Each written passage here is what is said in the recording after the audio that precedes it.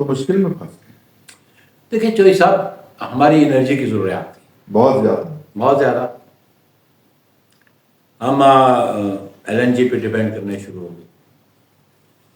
اور یہ جو پروجیکٹ تھا، یہ اوریجنلی پروجیکٹ تھا کہ ایران، پاکستان، انڈیا، اور آپ کو رائلٹی بھی ملتی، آپ کو اپنے انرجی کی ضروریات بھی پوری ہوتی.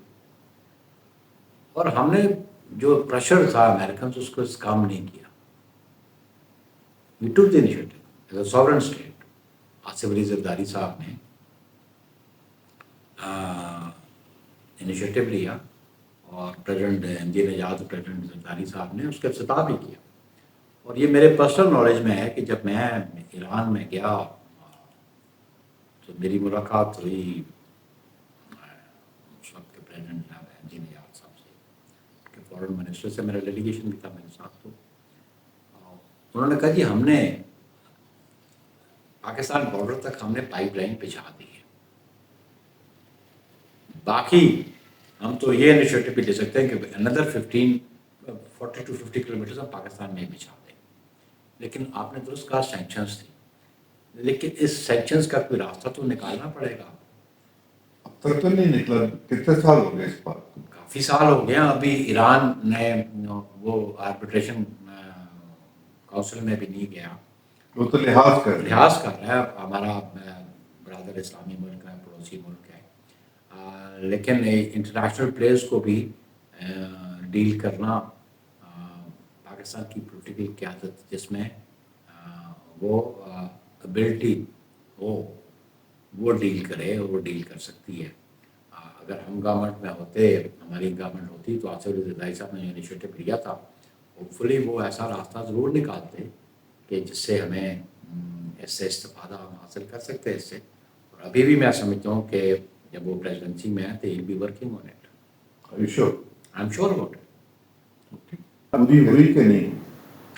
نہیں، وہ فارمولا یہ طے ہوا تھا جو سرٹن پوائنٹس پین ڈاؤن ہو گئے تھے. یہ تو نہیں تھا کہ ہم کیبنٹ کا ایسا تو نہیں بنیں گے، ہم نہیں بنے.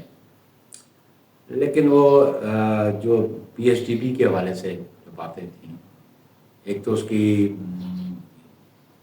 پروونشل ڈسٹریبیوشن تھی، اور یہ ریسیپروکل بھی تھا، مطلب آبویسلی. اور پھر ہمارے جو یہاں پہ ممبرز نیشنل اسمبلی اور پروونشل اسمبلی تھے، اور جو ڈیولپمنٹ فنڈس ملتے ہیں اپنے لیجسلیٹرز کو، اس کے حوالے سے ہمارا ایک وعدہ تھا. اور ایون یہ بھی تھا کہ بعض کانسٹیچوئنسی میں جہاں ہم لوز کر گئے ہیں، لیکن آبویسلی ہمارے نمائندے تو موجود ہیں، اور جہاں بندہ لوز کر جائے، وہ ایک جماعت کی حکومت ہے تو وہ اپنے ممبرس کو تو ہیلپ آؤٹ کرتے ہیں، ڈیولپمنٹ فنڈ دیتے ہیں. تو ہم نے کہا جس معیار کے اور جس پرپورشن کے آپ اپنے ممبرس کو دیں گے، آپ ہمارے ممبرس کو بھی دیں گے. یہ ایک تھا. پھر یہ تھا کہ جو اپارٹمنٹس تھیں اس پہ بھی بالکل بات تھی. اپارٹمنٹس ہوں گی میرٹ پہ، لیکن کم از کم آپ ہمارے ساتھ کنسلٹ ضرور کریں گے، آپ ہمیں آن بورڈ ضرور لیں گے ہماری قیادت کو. اور اس کے لیے ہم چیئرمین بلاول بھٹو صاحب نے ایک کمیٹی کانسٹیچیوٹ کر دی، ایک کمیٹی نے کانسٹیچیوٹ کر دی، ایک ہماری کانسٹیچیوٹ ہوگی، اور وہ آپس میں گفت و شنید کرتے رہے. لیکن پچھلے دنوں چیئرمین بلاول مطمئن نہیں تھے اس سارے ایگریمنٹ سے، اور انہوں نے بڑا اوپنلی کہا بھی. ابھی ریسنٹلی پھر ایک نئی کمیٹی کانسٹیچیوٹ ہوئی ہے، پرائم منسٹر صاحب نے بھی کی اور چیئرمین بلاول نے بھی کی. تو دیکھیں ورکنگ ریلیشنز تو آپ کو ڈیولپ کرنے پڑیں گے. اختلاف نہیں، بات اگر 2.5 سال کی بات ہوگی تو پھر تو اختلاف کی بات ہی نہیں ہے. پھر تو آپ کو کوشچن بنتا نہیں ہے کہ آپ کیوں اختلاف کرتے ہیں، پھر تو اختلاف کی ضرورت نہیں ہے، ایک طے شدہ ہے. لیکن بات یہ ہے کہ ہم نے اختلاف ہم اس لیے کرتے ہیں کہ ہم بالکل ان کے ساتھ کولیشن پارٹنرز ہیں، الائنس میں کولیشن پارٹنرز کے ہم ان کے ساتھ الائنس میں ہیں، اور ہم نے انہیں انشور کیا تھا کہ آپ کو ہم گرنے نہیں دیں گے، آپ کو ڈی اسٹیبلائز نہیں ہونے دیں گے، اور جہاں آپ کو ووٹ کی ضرورت ہوگی نیشنل اسمبلی میں آپ کو سپورٹ کریں گے. کیونکہ ہمارا جو ایکسپیرینس تھا PDM کی گورنمنٹ کا وہ بہت اچھا نہیں تھا. اس پہ یہ بھی تھا کہ جی، حالانکہ اس کا انیشیٹو بھی آپ کا تھا. جی ہاں، PDM بنی ہماری جماعت کے انیشیٹو پہ بنی تھی. تو وہ ہم نے کہا کہ ان کے پاس ڈرائیونگ سیٹ پہ وہ تھے اور پرائم منسٹر صاحب تو وہ سمجھتے تھے کہ ہماری پالیسیز امپلیمنٹ نہیں ہوتا. ہم نے کہا آپ اپنی پالیسیز کو امپلیمنٹ کریں, جو آپ پالیسیز بناتے ہیں وفاق کی سطح پہ, کیبنٹ کی سطح پہ, ان کو امپلیمنٹ کریں. We'll support you. کہ ایٹ دا سیم ٹائم ہم پبلک ایشوز سے بھی تو آنکھیں بند نہیں کر سکتے. نہیں, یہ بات میں آپ سے عرض کر دوں کہ ہم نے کیونکہ میں اس ٹو سم ایکسٹینٹ میں بھی اس کمیٹیز میں میٹنگ میں رہا. ہمارا طے یہ ہوا تھا کہ ہم اپنا ڈرافٹ بنائیں گے, اور پھر وہ جو میٹنگز مولانا صاحب سے ہوئی, مولانا فضل الرحمان صاحب سے, میں بھی شریک رہا, اور اس میں یہ طے ہوا کہ مولانا صاحب بھی اپنا ڈرافٹ مرتب کریں گے اور ہم آپس میں ایکسچینج کریں گے. پھر جوائنٹ میٹنگس مولانا صاحب کے نمائندے کی اور ہماری بھی ہوتی تھی. کامران مرتضیٰ صاحب ریپرزینٹ کرتے تھے مولانا صاحب کو, اس سائڈ سے صاحب آپ, نوید قمر, میں بیٹھتے تھے, شہری وہاں بیٹھتے تھے. جو گورنمنٹ کا ڈرافٹ تھا اوبیسلی جو پہلا ڈرافٹ انہوں نے بنایا تھا اس پہ ہم نے بہت ساری ڈس ایگریمنٹ, میرے چیئرمین کو ڈس ایگریمنٹ تھی اس پہ, اور جس پہ بہت سارے آرٹیکلس تھے. ہم نے اتفاق نہیں کیا. ہم نے بالکل اس بات پہ اتفاق کیا کہ ہم کانسٹیٹیوشن کورٹس چاہتے ہیں, اور بیسیکلی کانسٹیٹیوشن کورٹس کی الٹیمیٹلی پھر یہ مولانا صاحب کی سجیشن تھی کہ بینچز آ جائیں, تو پھر یہ کانسٹیٹیوشن بینچز آ گئی. پیپلز پارٹی کا موقف یہی تھا, اور پھر ججز کی اپوائنٹمنٹ میں تھا, کیونکہ ججز کی اپوائنٹمنٹ میں ہمیں بہت سارے اعتراضات تھے, اور یہ پارلیمنٹ کی کمزوری تھی 2011 میں. آپ لوگوں کی کمزوری, پارلیمنٹ کی آپ لوگوں نے کیا, حکومت آپ کی تھی بالکل تھی. اور میں 18ویں ترمیم کے بعد آپ نے 19ویں ترمیم زبردستی آپ سے کروائی گئی, بالکل کروائی گئی, لیکن میں اس وقت لیڈر آف ہاؤس تھا, اور میں اس کمیٹی کا چیئرمین بھی تھا جو ججز کے اپوائنٹمنٹ, اور میں نے رجسٹ کیا. میں نے اس وقت بھی رجسٹ کیا. میں نے اس وقت بھی اپنی قیادت کو کہا کہ یہ جو ججمنٹ کی آر ایف بھٹی کیس کی, اس کو پارلیمنٹ میں لے کے جائیں, اس پہ ڈبیٹ کریں, اس پہ لیجسلیشن کریں, کہ یہ جو پارلیمنٹ ہے سپریم, جوڈیشری بالکل انڈیپینڈنٹ ہے, لیکن in the given parameters of the constitution وہ ایسی جوڈیشری نہیں ہے کہ جو دل کرے وہ کرتی رہے, اور یہ اختیار بھی اس کے پاس نہیں کہ وہ آئین سازی کرے. آئین سازی صرف پارلیمان کا کام ہے. بھلا وہ آئین سازی میں کسی پروویژنس کو لوگ پسند کرتے ہیں نہیں کرتے ہیں, لیکن اس کو نکالنے کا اختیار یا اڈاپٹ کرنے کا اختیار پارلیمنٹ کے پاس ہے, کسی اور فنکشنری کے پاس نہیں ہے. تو یہ ہم سمجھتے ہیں کہ وہ جبرن کی, لیکن اس وقت کچھ لوگ ہمارے تھے جنہوں نے ایگری کیا. کیا مجبوری, کیا افتخار چودھری نے یہ کہا تھا کہ میں 18ویں ترمیم کا رد کرا دے دوں گا؟ میرا خیال ہے اس میں جو کھل کے بات کیجیے, اس نے یہ بھی کہا تھا کہ میں کر دوں گا, اور اس میں کچھ ہمارے دوست جو کیبنٹ کے تھے وہ شاید اس پہ کوئی خوف زدہ ہو گئے تھے, لیکن کم از کم میں اور میرے چند ساتھی ہم خوف زدہ نہیں تھے. ہم تو رجسٹ کرنا چاہتے تھے, اور وہ ایک وقت تھا. اور یہ زرداری صاحب کی مرضی کے بغیر تو نہیں ہوئی ہو, اوبیسلی ان کو ماننا پڑا. آپ لوگ پہ ویل نہیں کر سکے, ان کو ماننا پڑا for smooth running of parliament and the government. State craft میں یہ جو ریلیشن شپ ہے, کیا یہ ری ڈیفائن ہونے چاہیے یا ری ڈیفائن ہو گئے ہیں؟ دیکھیے اس میں ایک بنیادی بات یہ ہے کہ ریلیشنس کو آپ نے کیسے استعمال کرنا ہے, اسٹیٹ کرافٹ کے لوگوں نے کرنا ہے, وہی کرنا ہے. لیکن وہ ریلیشنز جو پیرامیٹرز ڈیفائنڈ ہیں نا, اسی کے اندر رہ کے کریں گے نا. ہمارے لیے وہ ایک عذاب بن گیا ہوگا. نہیں, یہ بات درست نہیں ہے. آپ نے جب ڈیولیوشن کی تو ڈیوالو سبجیکٹس کو کیوں اپنے پاس رکھا؟ آپ کی حکومت تھی, دیکھا نا, آپ اس کا میری حکومت تھی, تو میری حکومت کتنا عرصہ رہی اس کے بعد؟ جتنا عرصہ بھی رہی, آپ پہلے دن ہی وہ کام کر سکتے. لیکن اس وقت یہ تھی, اس وقت پروونسز تیار نہیں تھے, آج بھی نہیں ہے, وہ ذمہ داری لینے کو تیار نہیں تھے, کیونکہ وہ کہتے تھے کہ ہمارے پاس وہ اسٹیٹ مشینری یا صوبائی مشینری اویلیبل نہیں یا اس کی کمپٹنس نہیں کہ وہ انسٹیٹیوشن کو مثلاً یہ ہیلتھ کا ایشوز ہے دیکھ لیں آپ کو ایجوکیشن کو بھی دیکھ لیں. میری ذاتی رائے اس وقت ایجوکیشن کو ڈیولپ کرنے کے میں حق میں نہیں تھا. میں ٹھیک ہے میں ایگری کرتا ہوں آپ سے. میں ذاتی طور پہ ایک جیسا ہونا چاہیے پورے ملک میں. ووٹ میں نے دیا کیونکہ 18th امینڈمنٹ میں میری پارٹی کا پابند تھا, لیکن میں نے اپنی جگہ ضرور یہ موقف اختیار کیا تھا کہ اس ایجوکیشن کو اس کو ڈیولپ نہ کریں کہ ایک یونیفارم کریکولم ہونا چاہیے. ٹھیک, یہ میرا ٹھیک بات. تو یہ جو سبجیکٹس ڈیولو نہیں ہوئے نا اس کے ایکسپینسز فیڈریشن کو برداشت کرنے پڑے اور آپ کو ریونیو جنریٹ کرنا تھا. بڑی بدقسمتی سے ایک بات بڑی مجھے دکھ سے کہنی پڑتی ہے, 1979 سے لے کے 2009 تک بلکہ اس کے بعد تک آپ کی ریاست یا ریاست کو چلانے والوں نے ریونیو جنریشن کے کو توجہ ہی نہیں دی. آپ خیرات پہ پلتے رہے ہو جی. 79 سے آپ خیرات لیتے ہیں شروع کر دی افغان ایشو کے نام پہ.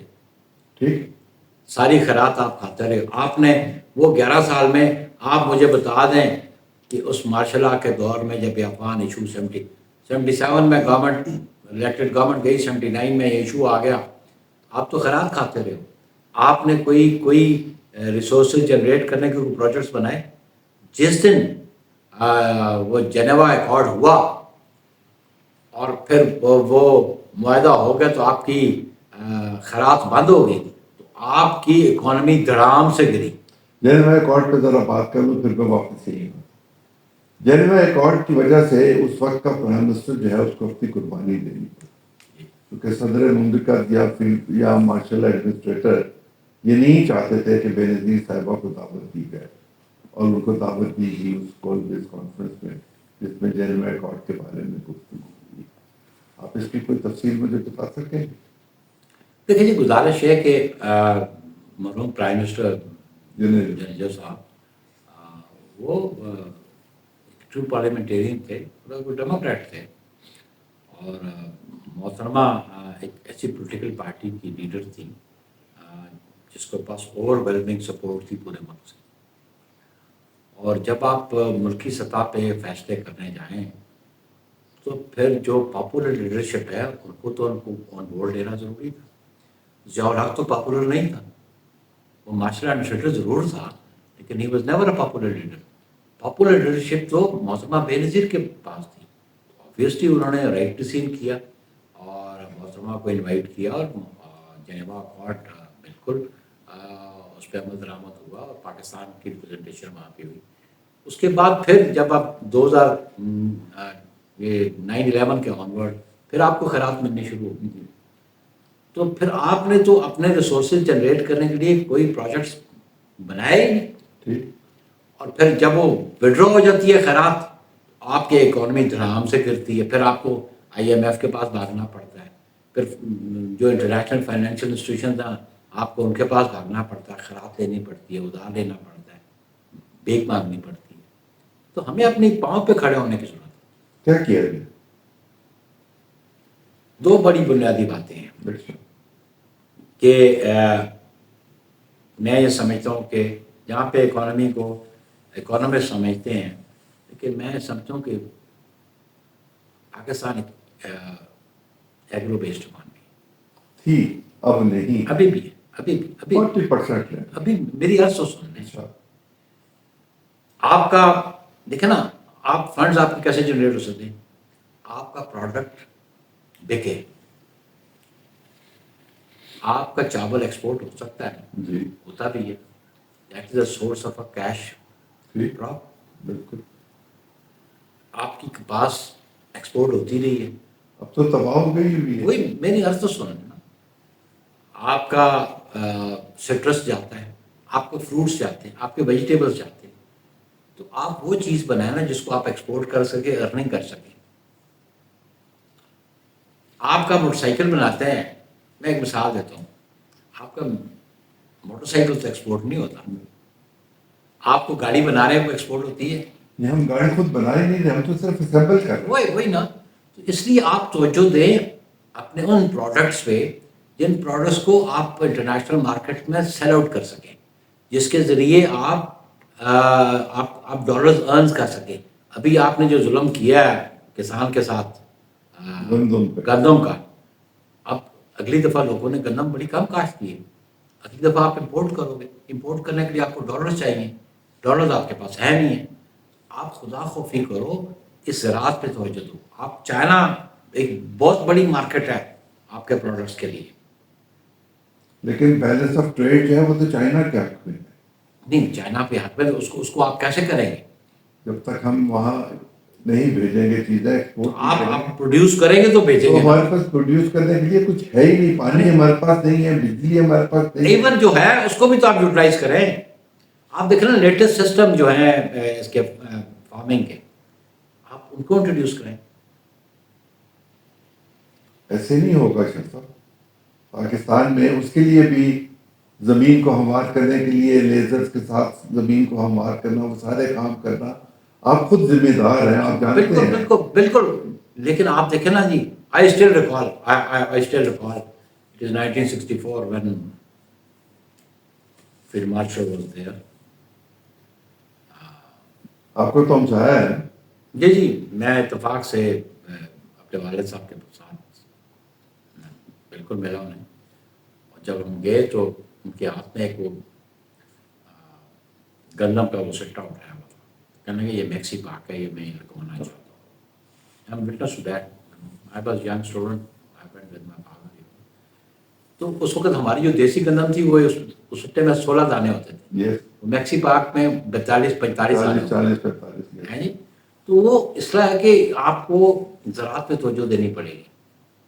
آپ بھلا اس کو انڈسٹریلائز کریں، لیکن آپ وہ چیز ضرور پروڈیوس کریں جس کو آپ ایکسپورٹ کر سکیں. آپ اپنے کھانے کے لیے چیزیں اگر امپورٹ کرنا شروع کر دیں گے تو پھر ڈالرز کہاں سے آ جائیں گے؟ یا تو آپ کے پاس دو ہی چیزیں ہیں نا، ایک تو فارن ریمیٹنسز ہے جو اوورسیز پاکستانی آپ کو بھیجتے ہیں، ایک سورس وہی ہے. سیکنڈ از دس کہ یو ایکسپورٹ تھنگس. تو ہم اس قابل نہیں ہیں. آپ کرتے والد صاحب کا ذکر. میں چاہوں گا کہ آپ میرے ناظرین کو بتائیں کہ آپ کی فیملی بیک گراؤنڈ کیا ہے اور آپ کون ہیں. آپ چیئرمین سینٹ تو میں نے بتا دیا، لیکن آپ اصل میں کیا ہیں؟ دیکھیے جی، جہاں آپ یہ بیٹھے ہیں یہ ہمارا علاقہ ہے، یہ ہمارا گاؤں ہے، ابائی گاؤں ملپور. یہ تو میرے دادا اوریجنلی ہم ذرا سفر کر کے، بیسیکلی میں ڈسینڈنٹ ہوں سید جلال الدین سر بخاری کچھ سے. ہم بخاری خاندان ادھر سے ہی چلا. اور پھر حالانکہ بخارا سے آنا چاہیے تھا. نہیں، جلال الدین بخاری جو ہے نا وہ بخارا سے آئے، تو وہ اچ پہ ہمارا جلال الدین سر بخاری صاحب کا مزار بھی ہے، ان کے سجادہ نشین بھی ہیں. پھر وہاں سے وہ ڈیرہ اسماعیل خان پیر عیسیٰ، میں 10ویں نمبر پہ میں ڈسینڈنٹ ہوں ان کا. اور پھر مائی گرینڈ فادر شفٹڈ ٹو اسلام پنڈی. پنڈی تھا. اٹ از آلموسٹ 150 سال 200 سال پہلے. ملپور ہمارا گاؤں ہے. My grandfather was police officer. My والد joined army at one stage. Second world war میں تھے.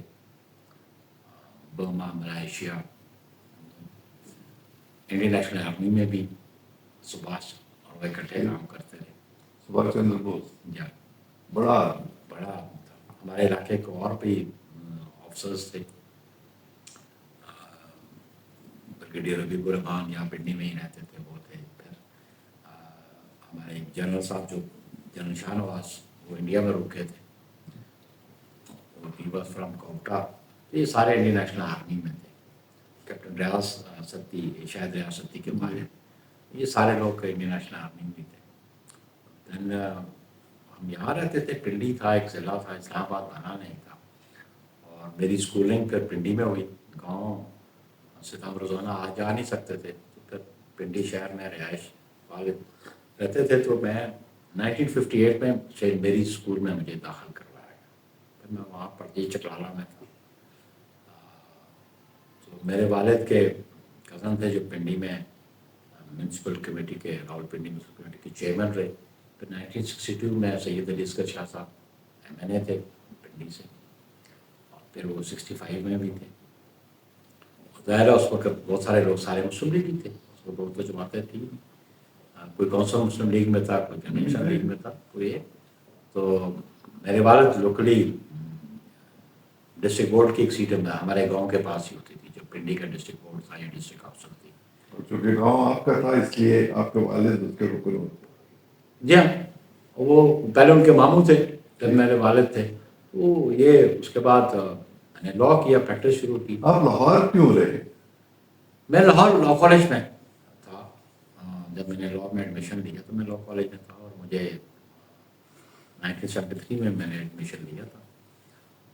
پھر 75 میں ہم نکلے تو میں نے 77 میں وکالت شروع کی. وہ 76 میں والد صاحب کی ڈیتھ ہو گئی, تو پھر اپنے فیملیز کے بہت سارے معاملات.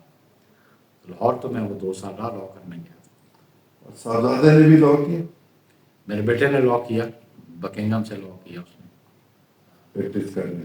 پریکٹس نہیں کرنا. کیوں پھر بکنگھم جانے کا کیا؟ بس وہ بہت سارے ہمارے دوست ہیں جن کے بیٹے لاء کر کے ہیں, لیکن وہ پریکٹس نہیں کرتے. کیا کروں, آخر کی طرف چلتے ہوئے. یہ بتائیے محترمہ بے نظیر بڑی لیڈر تھی یا ذوالفقار علی؟ دیکھیے بات یہ ہے کہ ایک بڑی زبردست بات ہے, میرا مقابلہ میرے باپ سے مت کرو. ہاں لیکن میں 2 پرائم منسٹرز کی بات کروں. میری بات سنیں, اس لیے یہ باپ بیٹی کا مقابلہ نہیں ہوتا. میں تو 2 پرائم منسٹرز کی بات 2 پرائم منسٹرز کی بات کرتے ہیں. دیکھیں بہت سارے ویژنری لیڈرس. اب یو کانٹ سے کہ جی کون بہتر تھا کون نہیں تھا. پیپلز پارٹی کی بنیاد جو رکھی ذوالفقار علی بھٹو نے رکھی, اور جن حالات میں رکھی.